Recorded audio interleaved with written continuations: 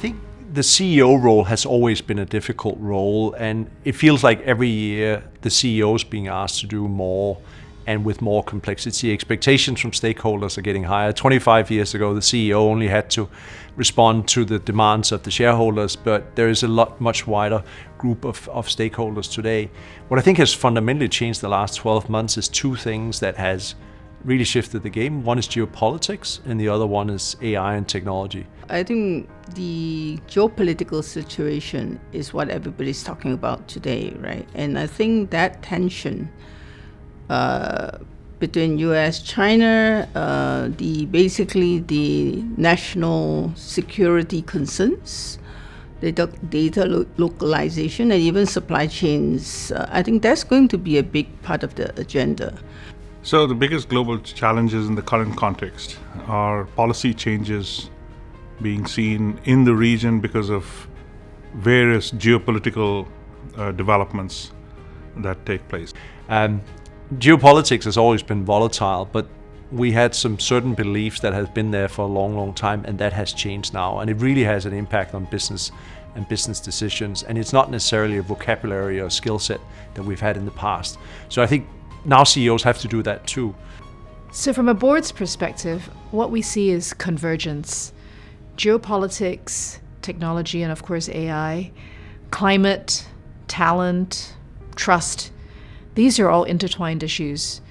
I think the second challenge, would be essentially the disruption from AI and also digital, right?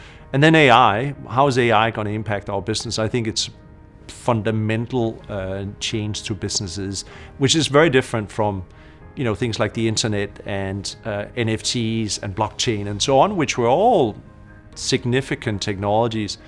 But I think AI is very different. Third point, I would think, is actually the talent bench. In Asia, I think if you look at North Asia, people are aging quite fast. In Southeast Asia, I think we have an aging problem here in Singapore, and the talent, I would say, depth around ASEAN is actually very uneven.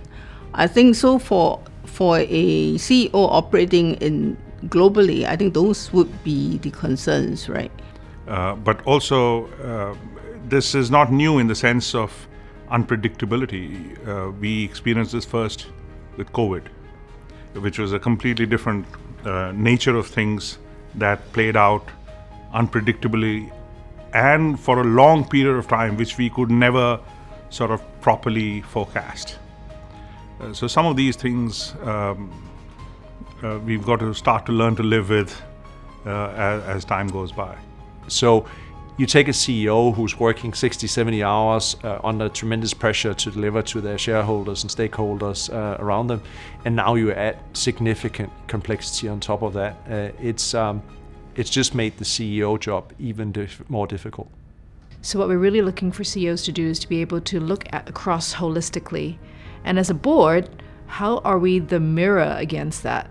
So it's not what the world as it is, but what we think it should be moving forward.